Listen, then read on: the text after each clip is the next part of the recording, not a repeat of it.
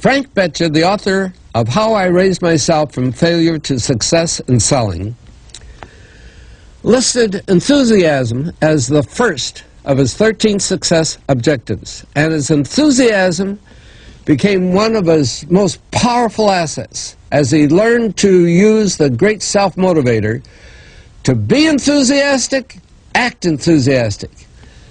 As the eminent teacher and psychologist William James has so conclusively proved, the emotions are not immediately subject to reason, but they are always immediately subject to action.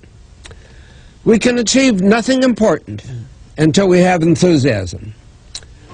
Now, Dr. Hill will explain how you can develop a feeling of enthusiasm for all that you do. Our 8th visit brings us to the subject of enthusiasm, which may be likened to steam in a boiler, which, when it is controlled and turned on, starts the wheels of machinery into action.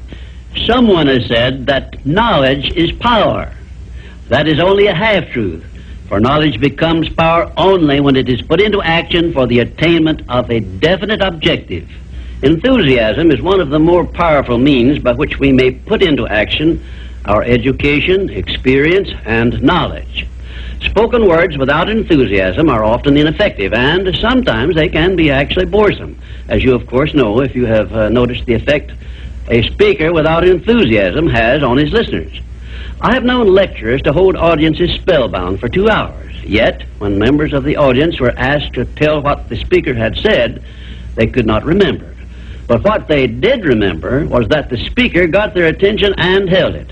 And now let me explain why enthusiasm has such a powerful impact upon the minds of those who come under its influence. To begin with, I believe you'll be interested in knowing that your brain and every other person's brain is both a broadcasting station and a receiving station, which sends out thought vibrations and picks up those sent out by other people.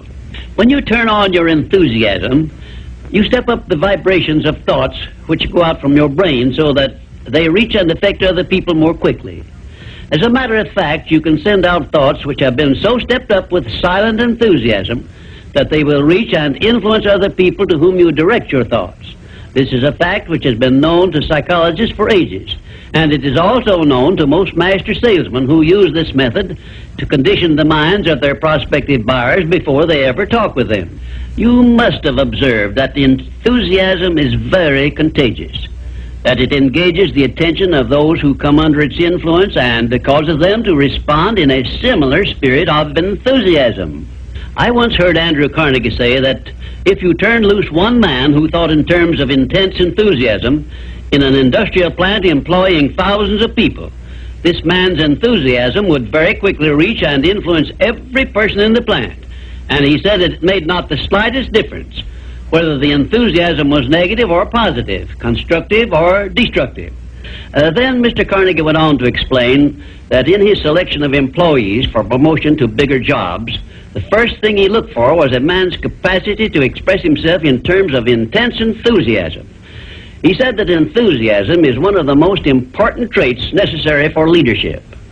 The most successful lawyers are not necessarily those who know most about the legal profession, but they are those who know how to influence courts and juries with their belief in their cases and have a great capacity for expressing themselves with enthusiasm.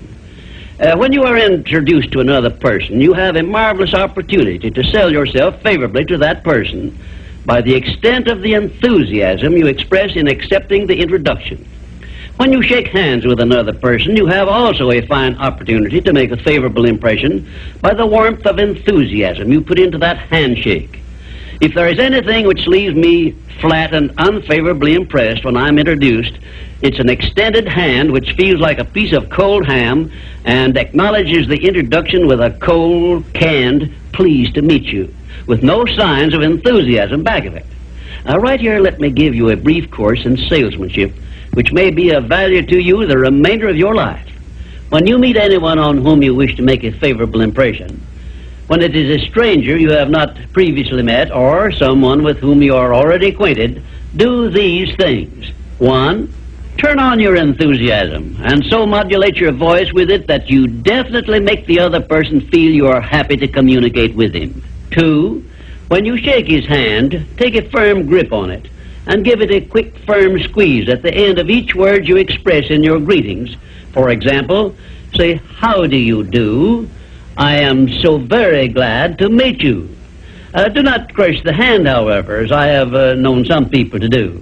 3, then, if you begin the conversation, be sure that you direct it to some subject of interest to the other person. And 4, follow through by eagerly asking questions which will keep attention focused upon the other person. Then, when you are ready to have the other person hear what you have to say about yourself or your interest or your business, he will have been prepared to listen attentively.